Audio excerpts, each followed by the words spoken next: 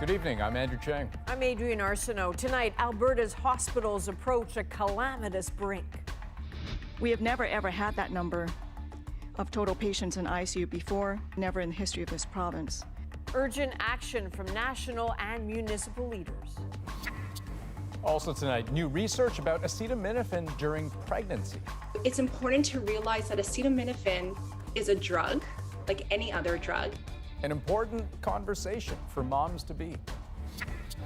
An international trial hears from the father of Canada's only MH17 victim. The pain was so bad that I would stop breathing and I wanted to die. And Canadian Olympians are getting a new stylist. I challenged the team with one big objective. What Lululemon might bring to the Games. This is The National. Tonight, Alberta's healthcare system is teetering on a frightening edge. Its ICU capacity so squeezed, doctors may soon be forced to decide which patients get critical care. And as that threshold creeps closer, the alarm and fear grow stronger. Right now, there are more COVID patients in Alberta hospitals than ever before. The number in ICU beds also sky high. The system struggling under the pressure with no end in sight. As Paige Parsons shows us, that has some calling for drastic action. The City of Calgary didn't think the province's opt-in proof of vaccine plan went far enough. So today, it brought into effect its own bylaw. More businesses must now require immunization as cases and hospitalizations in Alberta surge. This was preventable. This didn't have to be this way, but we are here. And right now, our job is to look after one another and to get through this tough time the way we always do, and that is together. Some doctors say last week's provincial measures weren't just too late, they were too little. The reality is that unless Alberta implements some form of lockdown type public health restrictions, we're not going to get this in control. Gibney worries the virus could spread at this weekend's planned full-capacity NHL game in Calgary, even though there's a vaccine requirement. The province's hospitals are already on the brink. ICUs are at 89% capacity. We have never ever had that number of total patients in ICU before, never with the prior waves, and never in the history of this province. Critical care triage protocols could be enacted if ICU capacity hits 90%, meaning some restrictions on which patients might get into the ICU. Today, Ottawa offered some help. Canadian Forces will send ICU nurses and other staff to help with airlifting patients. Help that many here think shouldn't have been necessary. I think we're too late. I think we've waited too long. I think our Premier has been negligent in his job, and I think he should resign if he's any half of a man. And Paige, so today we got a pretty stark picture of where things stand from health officials, right? Adrienne, the head of Alberta Health Services put it bluntly. One of the reasons that they still have space in the ICU is because people are dying, and that's creating openings. They're calling it a fragile balance. Each day they're admitting about 23 new ICU patients to hospitals, and today 100% of those people were unvaccinated. And, you know, officials say that for Alberta hospitals, as they get hit by these highs day after day, it's just truly an unprecedented situation. All right, Paige, thank you. Paige Parsons in Edmonton tonight. Well, as of today, 80% of eligible Canadians are now fully vaccinated, but those opposed to the vaccine are still crowding around healthcare facilities, testing sites, and schools to have their say. So today, Quebec's government made it illegal to do so. Demonstrators and organizers could now be fined up to $6,000 or double that for being threatening or intimidating. Quebec also took another step towards protecting its hospitals, announcing a plan to attract and retain nurses. It should give confidence to nurses that are listening right now. It's promising improved working conditions and up to $18,000 in bonuses to convince nurses to stay, go full-time, or come back if they've quit. Quebec hospitals are dealing with a staffing crisis that has caused some to cut emergency room hours or even temporarily shut them down. A neighborhood in Gatineau, Quebec is in shock tonight. Police found the bodies of a father and his two young daughters yesterday afternoon. Today, they are calling the incident a double murder-suicide. As Rafi Boudjikanian explains, it raises once again the issue of domestic violence.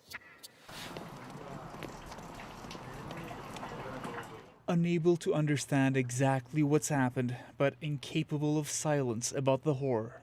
I think the 5-year-old one was going to my school. I played a lot with them, I think, at the playground. I think it's important to everyone to show compassion to the kids. Gatineau police are still quiet on details. They showed up on scene yesterday, answering a call for a wellness check, discovering something terrible. Without any doubt that the two girls that were found lifeless in a residence of Dunkirk Street in Elmer were victims of an homicide by their father earlier yesterday. It wasn't the first time police visited this home.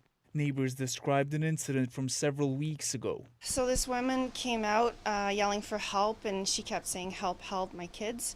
And we saw that she had a busted lip, and she had bruises on her cheekbone. So we clearly saw that there was domestic violence happening. And he seemed to be like, "Oh, she's always exaggerating." Last year, Quebec doubled funding to fight domestic violence, but women's groups say this is just one more example that it's not enough. I think there's a very common issue here where people get harmed themselves and also their dependents, so children, sometimes elders, sometimes people in the care of the family are at risk in these situations. Those who knew this family have just begun to grieve. On les entendait jouer sa trampoline en arrière. Just yesterday, we heard the kids play on the trampoline in the back, says this neighbor. Meanwhile, police say they've set up crisis support at the girls' school and daycare. Rafi Boudjikanian, CBC News, Gatineau, Quebec. Now, there's no national crisis line for intimate partner violence, but there are resources across the country. So if you or someone you know needs help, you can visit sheltersafe.ca/findhelp to learn about supports in your area. Well, a group statement today from medical experts has some advice for pregnant women to be careful about how they use a very common pain medication, acetaminophen. Christine Birak explains what we know. As if pregnancy weren't complicated enough, researchers are now cautioning acetaminophen, including Tylenol, might affect fetal development. I found in my second trimester that I was in pain. Priyanka Taneja went online. She knew most pain meds were off limits, but word on the street was that Tylenol was just fine, and it wasn't until I Googled it that I read, that actually there is a limit. In a new consensus statement, international scientists insist there's a growing body of research suggesting acetaminophen could increase the risks of certain neurodevelopmental, reproductive, and urogenital disorders, adding the drug could be linked to conditions such as ADHD and fertility issues. It's important to realize that acetaminophen is a drug, like any other drug. Along with Tylenol, acetaminophen is in more than 600 pain medications. Experts advise anyone using those meds daily for 2 weeks or longer to see their doctor. But it's okay to take Tylenol for a day or two as medically directed. We still need to remember that it is still the safest medication to use for pain and fever in pregnancy, and not treating those conditions in pregnancy also have the risks. They're not really calling for Tylenol not to be used in pregnancy, and I think we need to make that really clear. The Society of Obstetricians and Gynecologists of Canada tells CBC News the evidence for harm is based mainly on animal studies and encourages more research. But all of the doctors and researchers do agree on one thing, that pregnant people should take acetaminophen in the lowest dose possible for the shortest period of time necessary. Taneja now has a happy, healthy 1-month-old, but she feels doctors should make patients aware of the risks. When you're pregnant, you really don't want to take chances. There's simply too much at stake. Christine Birak, CBC News, Toronto. A growing number of downtown Toronto voters say they want newly elected MP Kevin Vuong to resign. Dumped by the Liberals, the now independent MP says he's not going anywhere. Thomas Degler has the latest. Freshly elected and facing calls to resign, Kevin Vuong resisted pressure today as word spread in his Toronto riding that some voters didn't elect who they thought. Disappointed for everyone that wanted to vote Liberal and tried to and didn't end up happening. Do I think a lot of people voted because they wanted a Liberal in power? Then yeah. We've learned all that Canadians can do. The Liberals chose Vung to run in what they considered a safe riding, Spadina-Fort York. There he was, appearing alongside Justin Trudeau virtually.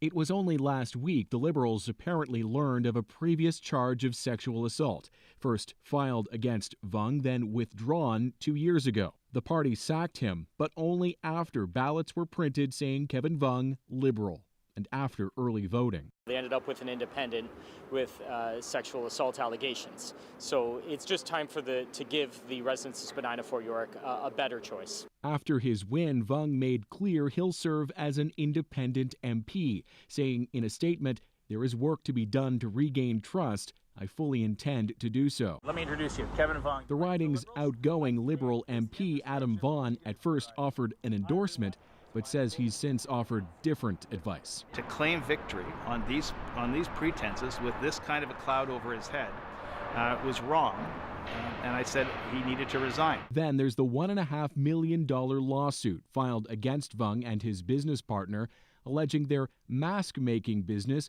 unjustly sidelined this former associate. He denies the claim. I implore Prime Minister Trudeau to do whatever he can to help us get a by-election. A by-election would only be triggered if Vung quits once he's sworn in. His new political rivals are demanding it after losing a seat in these unusual circumstances. Thomas Daigle, CBC News, Toronto. Well, People's Party of Canada leader Maxime Bernier had his Twitter account restricted after he encouraged his followers to go after journalists covering his campaign. In a tweet, he posted emails he received from 3 reporters asking him to respond to critics, and then shared their email addresses, urging his nearly 160,000 followers to, quote, play dirty with them. Some of those reporters have since reported getting death threats. Twitter, however, reactivated the account after 12 hours once the tweets were taken down. The 2 former senior executives of SNC-Lavalin face fraud and forgery charges. The former vice presidents of the company and a subsidiary, plus the companies themselves, are charged in connection with work on Montreal's Jacques-Cartier Bridge in the late 1990s and early 2000s. We want to take you to a community in northern Manitoba now, the Pas. About 30 homeless people have been forced out onto the streets there after the town's only shelter closed without warning. As Caroline Bargout shows us, that has left some with nowhere to go. Where are we going to sleep tonight? Ever since Oscar's place closed down, Lionel Daniels has had to carry around a bag full of blankets to survive life on the street. The 27-year-old was living at the homeless shelter in the Pas until it abruptly shut down September 1st. When people find out about our places, we just move. We pack our tents up again and roll them open, and we move. Different place. Oscar's place is the only homeless shelter in the Pas. It's owned by Manitoba Housing, but was being run by a not-for-profit organization. This summer, staff shortages forced them to shut down for a few days, which led to vandalism and break-ins. The province asked the Canadian Mental Health Association to take over operations, and on September 1st, CMHA announced the shelter was shutting down for 6 to 8 weeks so that badly needed repairs could be completed. We understand that this is not something that the community would have wanted to see happen. It's not something we wanted to see happen, but it's something that is necessary. Okay, so in here is the kitchen. So this is one of the main repair and maintenance jobs that has to be done. And Wigley says the building is not safe for the staff or the clientele and has to be brought up to code. While shelter staff can take on basic cleaning duties, the bigger repairs have to be done by Manitoba Housing. The province has owned the shelter since 2018, and a provincial spokesperson said it's known repairs were needed since 2019, but the government couldn't secure a contractor last year despite best efforts. What's your sister's name? Dina Johnson runs the Friendship Center. She says the town should have stepped up to provide alternate housing for the homeless, but didn't. She believes that's because they're from neighboring First Nations communities, and officials hope they'll go back. Well, it's been said by some of our leaders in this community that they would rather see, don't feed them, don't clothe them, because then they'll leave. They'll go back home. The mayor says town officials have tried to work with the shelter in the past, but weren't well received, and that right now there isn't a facility large enough to house 30 people because the rink already has ice for the hockey season. He says what the community really needs is an addictions treatment center and transitional housing. It's gone from emergency to this is where they live, you know, and it was never designed for that.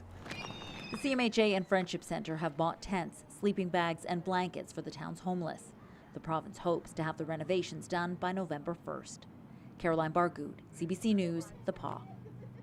Well, now to the U.S.-Mexico border and the huge influx of Haitian migrants. The White House has announced a suspension of one of the Border Patrol's most criticized tactics.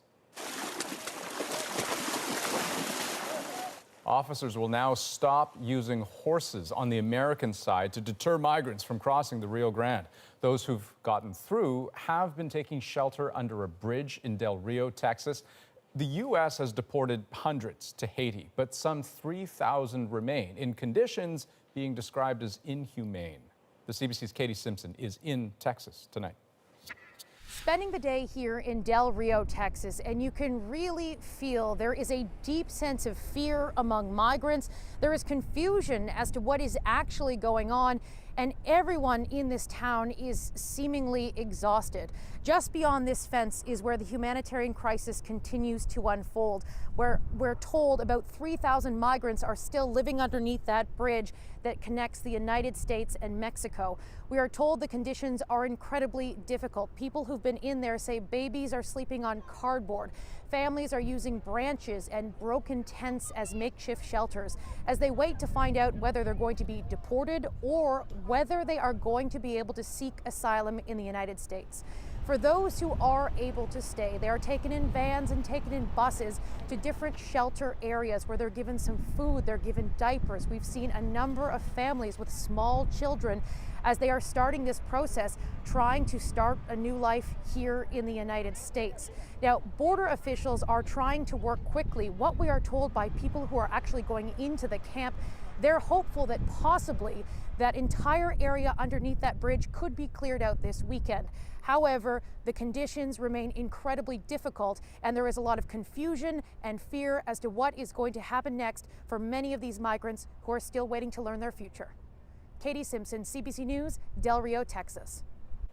In the 7 years since a Malaysian airliner was shot down over eastern Ukraine, no one has been officially held accountable for killing the 298 people on board, one of them a Canadian. Today, his father and families of other victims finally got to share the pain of their loss in court. Here's Tessa Arcella. For the families of 298 people, it was the day their lives were torn to pieces. Lives that will never be the same again. I am a father who lost his son. Soren Engel's 24-year-old son, Andre, was the only Canadian on board Malaysian Airlines flight MH17. Today, Engel gave a video testimony about the horror and torment that followed his son's death. The pain was so bad that I would stop breathing, and I found myself thinking that if I could hold my breath a little bit longer, I could die.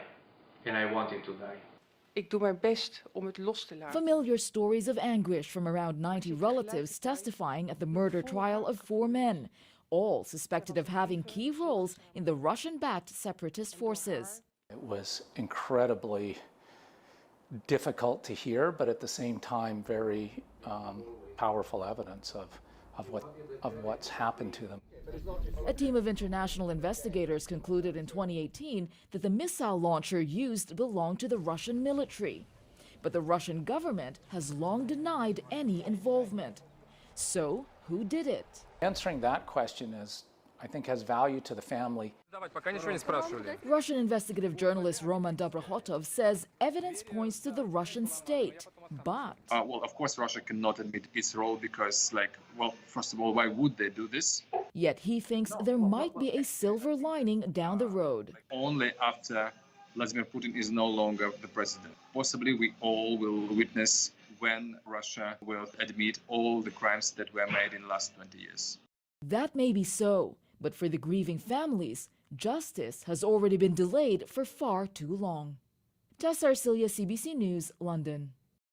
Well, a former Nazi death squad interpreter has died in Waterloo, Ontario. Helmut Oberlander was 97 years old. He had been in an ongoing legal battle over his Canadian citizenship. Oberlander claimed he was forced to join the death squad as a teen in Ukraine. That squad was responsible for killing nearly 100,000 people, mostly Jews. There's no evidence Oberlander took part in any atrocities, but the federal government has said he lied about his wartime activities. After thousands fled the Taliban, there are concerns in Europe of an influx in refugees. Ahead, we look at Greece's plan for asylum seekers, so-called closed camps that critics say are actually more like prisons. The main idea is to segregate and isolate them. Team Canada is about to get a new look from a new brand. Why Lululemon is taking over from the Bay. And after a long pandemic, Grandma gets a big surprise. No! No! The story behind this family reunion. We're back in 2.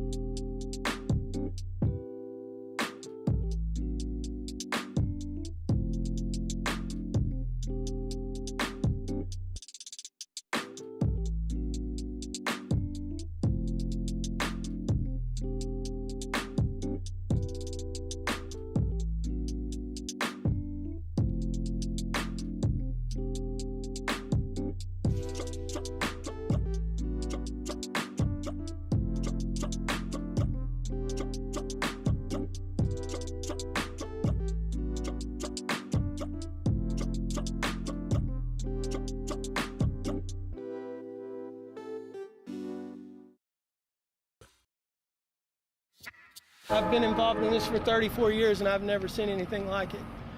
Officials in the United States say one person was killed and at least 12 others injured after a shooter opened fire at a grocery store in Tennessee. Police say they arrived to a chaotic scene, found several people hiding in freezers and locked in offices. The gunman died from a suspected self-inflicted gunshot wound. And massive volcanic eruptions continued for a 5th day on the Spanish island of La Palma. Officials say the flow has slowed significantly, but that has raised concerns the giant river of lava could fan out, leading to even more destruction. Some 350 homes have already been ruined. Well, as the UN General Assembly meets in New York, there is a growing sense of urgency that more needs to be done about climate change and fast. As Chris Reyes explains, for some countries, it's an issue that threatens their very existence. In April, for the 3rd time in 10 years, the island nation of Palau was hit hard by a typhoon. Surigay brought devastation to the island nation that historically has not been in the typhoon belt. We had those typhoons, and there was one of our islands that every home was destroyed. We must act now. The nations most vulnerable to climate change impacts are often not heard. But at this year's UN General Assembly, the international community was listening to Palau's president, Surangel Whips. We're small. We can't alone. There's no way we can turn the tide or change what's happening. But we suffer from what these large countries do. Whip says he's at least hopeful that climate change is a priority for all the world leaders. One sign of that, Ireland has proposed that climate change be a permanent fixture on the Security Council's agenda. We must move past theoretical debates and respond to the reality that climate change is exacerbating conflict globally. This council can and must do more. Youth climate activists like filmmaker Slater Jewel Kemker are listening. She's in New York to premiere her movie, Youth Unstoppable, There shall arise a new tribe of all colors. documenting the rise of the global youth climate movement. There are the people who are representing us, and they are very different from the majority of the people who are going to be impacted by the climate crisis. We need to see actual movement in the right direction. We need to actually see fair, ambitious, legally binding laws and treaties and goals that are put into implementation now. You could lose your entire country. That's a possibility. That's a possibility now. If we lose our country, we lose our islands, then we no longer exist. For years, Palau's president has been saying that. This year, he says he finally feels like the world is listening. The question now, will the promises be funded? The momentum has begun. Let's make sure it keeps going through. The answer to his question will come in November when leaders meet again for COP26, the UN's next big climate summit. Chris Reyes, CBC News, New York. Ahead tonight, a family reunion after being separated for the pandemic. No! No! No! There's a good reaction. We will get the story behind the surprise in tonight's moment. First, though, Rose is here with At Issue. Hey, Andrew, tonight we're going to talk about how this parliament will work and how much power the other parties will have. We used our position successfully to win some really big victories for people. Chantal, Andrew, and Althea will join all of us to talk about all of that and more right after this.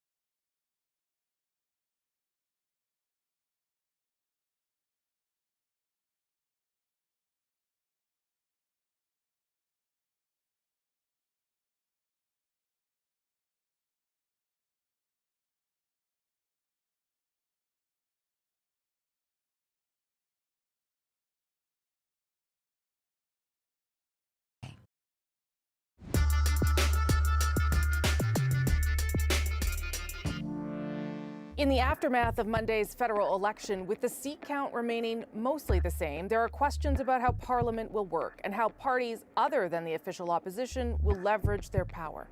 We used our position successfully to win some really big victories for people, for Canadians. They were better off because we were there. and we'll do the same thing. We need to repair these divisions. We need to ensure that whatever wounds were created during this election are not permanent, because the people of Canada clearly are saying, we want you to work together. Okay, so how much leverage do these parties have, and what do the election results mean for their own leadership? It's Thursday. I'm here with that issue one more time this week, for touch wood anyway. Chantal Hébert, Andrew Coyne, and Althea Raj. We talked on Tuesday now about the Liberals and the Conservatives, so I wanted to spend some time on the other parties this week and sort of how you think they will contribute to Parliament working or not. Chantal, let me start with you. How do you think the Bloc or NDP uses whatever leverage they have inside the House of Commons? Do they have concerns around leadership, either of them? The leverage, very, very carefully, because neither of them was really rewarded in any significant way for its influence in the last House of Commons.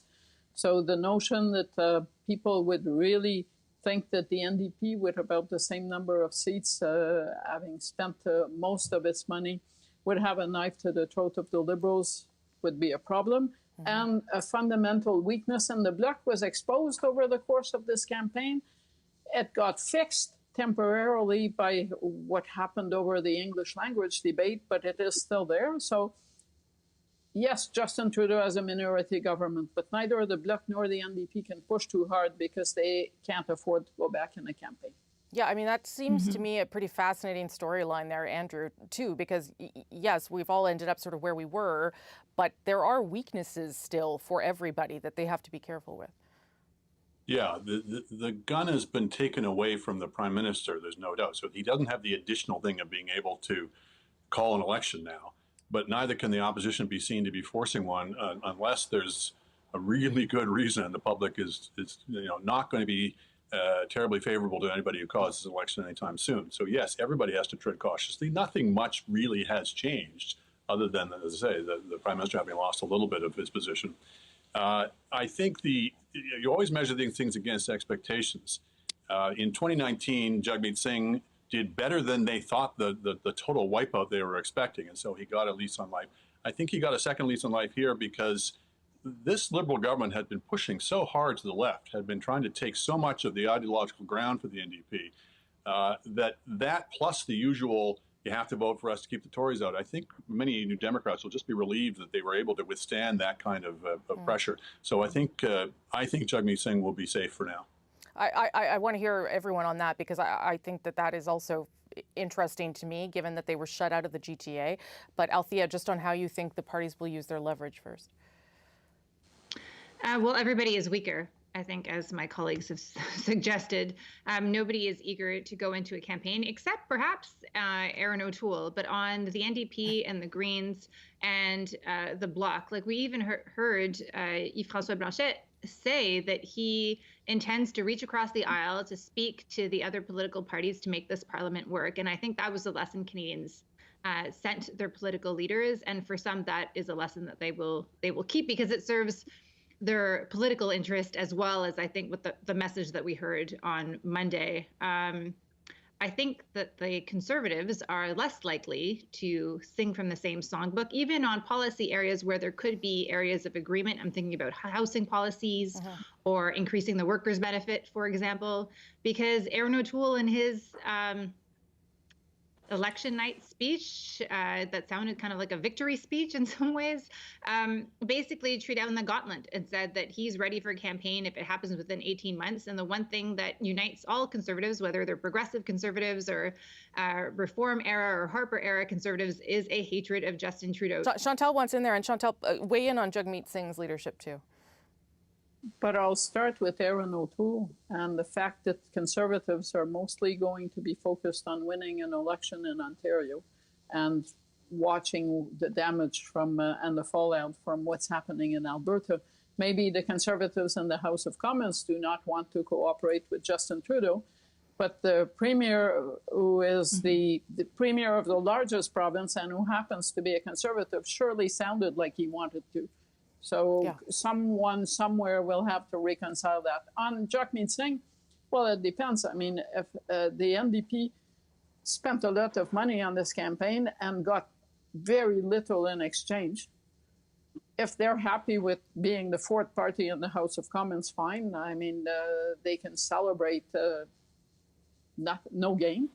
But otherwise, they have not been a contender for power, and nothing in this election has brought them closer to that. Andrew, you can weigh in on that, and I want everyone to weigh in on Annamie Paul, too, who came in fourth in her bid to try even win her seat, Andrew. Just very quickly on Jagmeet Singh, I think, there's relief, I think, in the party that they didn't do worse. So, yes, they didn't do any better. If there's one leader, I think, whose future is really in doubt, I think it remains Ms. Paul.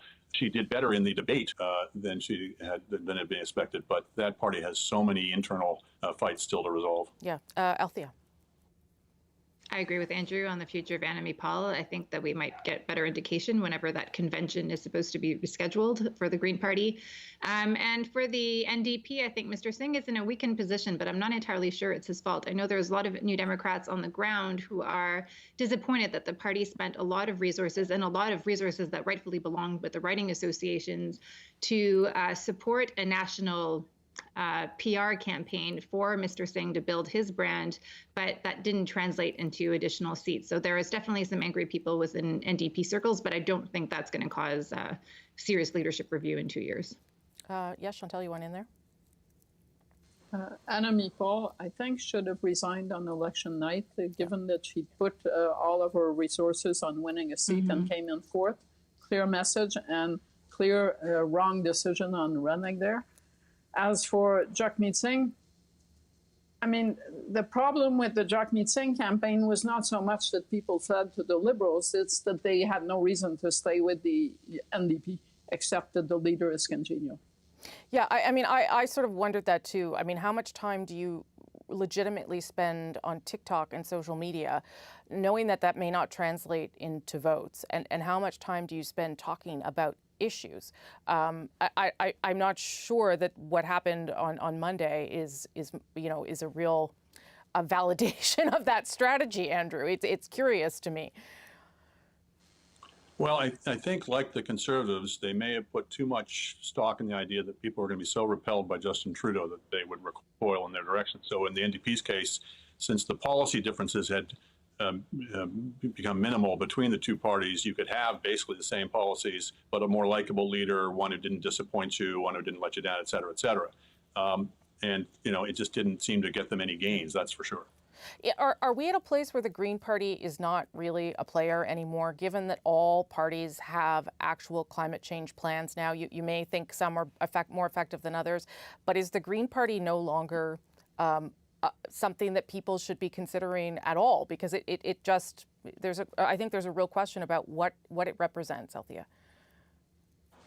I think it's a good question. I think if they had put forward a plan that was more realistic, I think, having Andrew Weaver, for example, the former BC Green leader, come out and endorse the Liberals' plan as being the best plan, and you had experts also endorse the Liberals' plan as opposed to the Greens' plan, I think that took away a little bit of emphasis for voting Green. But I think mostly the problem reside with the leadership. I think if Elizabeth May had been leader of the Green Party would have done a lot better. Like, you feel like a lot of that protest vote that the Greens had shifted elsewhere in this election campaign. Chantal, on that point. Of course, if you now have become a voter for whom it's a ballot box issue, action on climate change, you're going to want to look for a government that does something and not for a fifth party that has no official recognition in the House of Commons. I think what would help the Greens is if the Conservatives got really serious about climate change. And then they could argue that whoever is in government, the Green Party is useful to push them to go faster. But as long as there's that divide between the two main parties, and you can't argue that the Conservative plan was on par with the Liberal plan, voters who are now concerned about climate change are going to make their choice between the two most likely to be in government to implement something. About 20 seconds, Andrew, to you on that. Just to say, it may be that the moment has passed for them in terms of their environmental evangelism. But the Green Party also stood for a different way of stands for doing, I'm talking in the past tense, stands for a different way of doing politics, less brutally cynical, less party discipline, more autonomy for MPs, electoral reform. And so I hope they stick around. I hope that message can still be a part of the political landscape. I think that's a valuable message to be bringing to the public. Okay, good. Nice to see you all a third time this week. I hope to not see you now until next week, so you can go rest a little bit. Thank you all. Before we go, be sure to subscribe to At Issue, the podcast, for extra content, including the panel's take on this part of the story. My friends, this is not just a political party. It is a movement. It is an ideological revolution that we are starting now.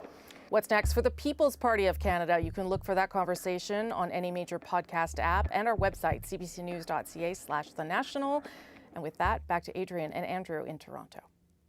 And coming up, Lululemon is about to step into the Olympic spotlight. But is that a risky move? And first, why Greece's new camp for migrants are being likened to prisons. We'll be right back.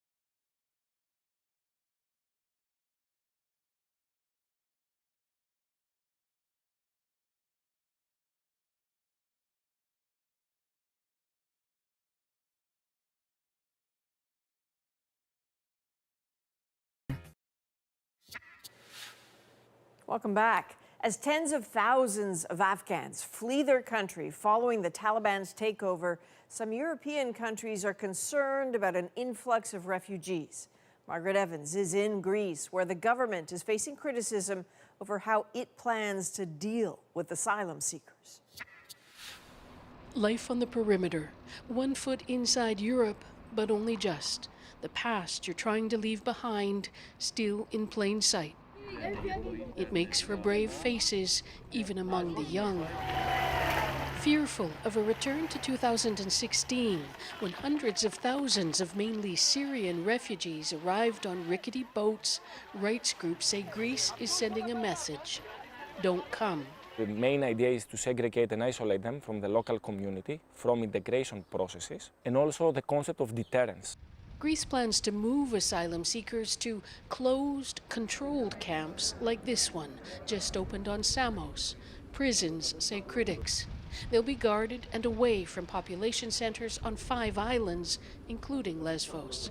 The Greek migration minister calls it a vast improvement. Much better living conditions, a lot more space for each asylum seeker with all the necessary facilities. Access to existing camps, though, is already hard enough. The Greek government insists that it is adhering to international norms when it comes to the treatment of migrants, refugees, and asylum seekers. But while we've been allowed in to film the camp, we've also been told we can't talk to people. And we've had to have a government minder with us the whole time. And so we settle for snatched conversations by the roadside. We only can go outside only 2 times every week. 18-year-old Mosin was born in Iran to Afghan refugee parents. He says Iran keeps deporting him to Afghanistan. Last year, he and his family survived the fire that burned down the notorious Moria camp, squalid and overcrowded. Greece has since moved thousands to the mainland, but some islanders say it's not enough, that crowded migrant camps are unsightly and bring crime. We're not racist, says community leader Yanis Mastroiannis, and it's not that we want them to be isolated. We just want to avoid problems for permanent residents. The fear for many asylum seekers, of course, is that they'll become permanent residents of a detention center, their hard-fought-for flight to freedom coming to an end in the very place they'd hoped it would begin. Margaret Evans, CBC News, Lesbos. Well, next, a big change for Canada's Olympic and Paralympic athletes. They're about to get a new wardrobe that's not from the Bay. We'll look at what Lululemon could bring to the Games. Next.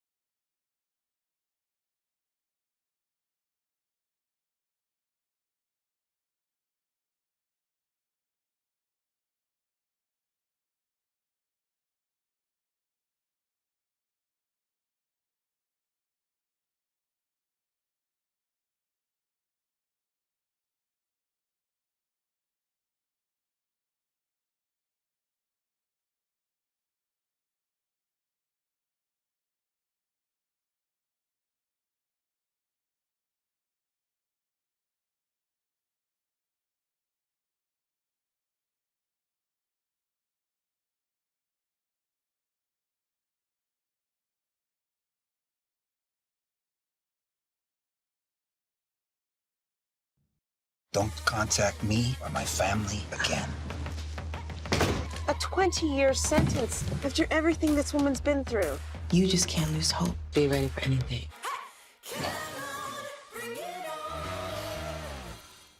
Strays, Tuesdays at 8:30 on CBC and CBC Gem. I'm Jamie Poisson, and tomorrow on CBC's daily news podcast, Front Burner, how the anti-genocide hero of the film Hotel Rwanda wound up in a Kigali prison.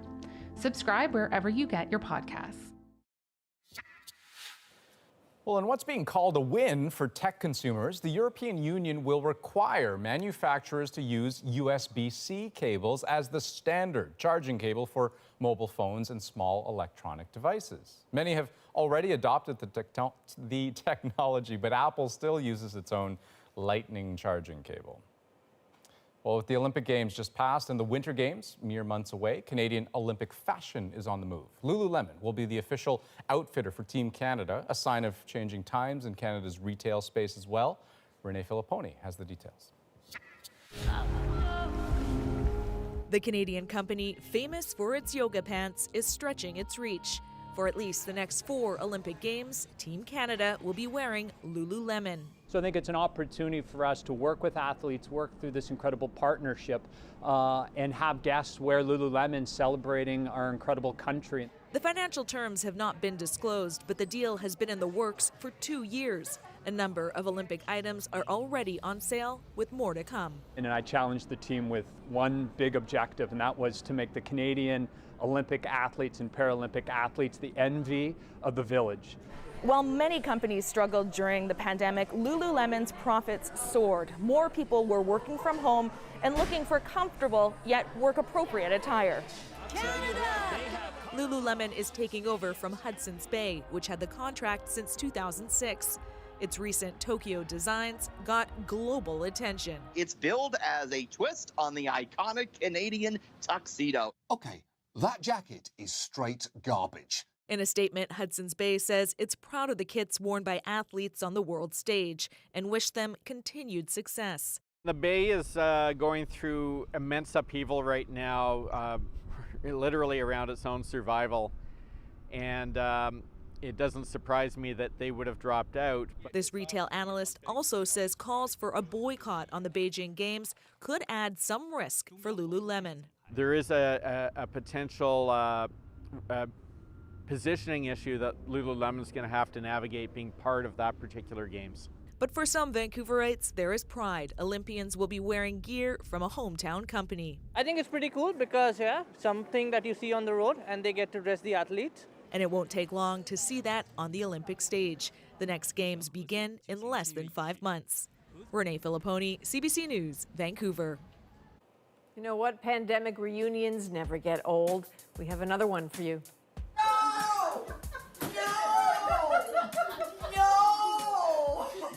The, of course, touching but the surprising story behind this one.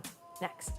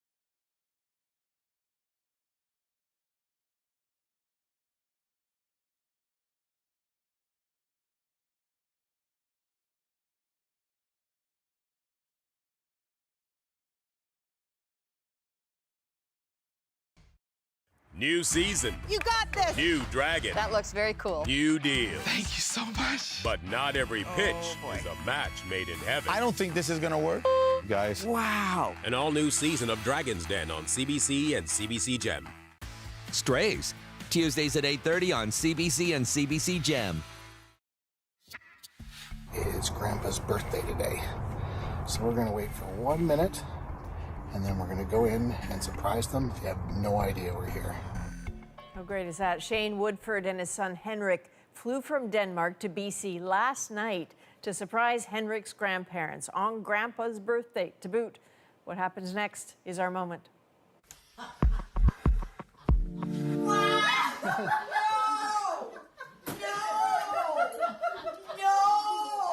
mom, she really missed this little guy. It was really hard for her to, we'd video conference and do all those kinds of things, but she really missed Henrik. And so everyone I've talked to has been amazed by how fast she came out of the chair. I had thoughts it's going to be years before I get to hug that little boy. My first thought was, whose little boy is that? And then when I realized, well, I sort of lost it. Wow. Oh, it's you. Expect them to didn't think we'd see him for a long time, and then they come in the door. My goodness. Yeah, it was a really nice surprise. It felt great.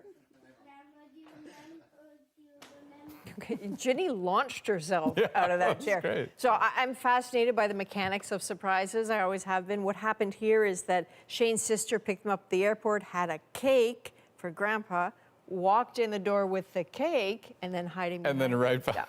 Yeah, that's great. And I mean, these moments are so special, right? And I know that moment well. It's crazy to think only a couple months ago that my kids finally had that moment with Grandma and Grandpa. So special, so nice, so warm, long overdue. Gosh, that's great. That's the National for this September 23rd. Have a great night. Good night.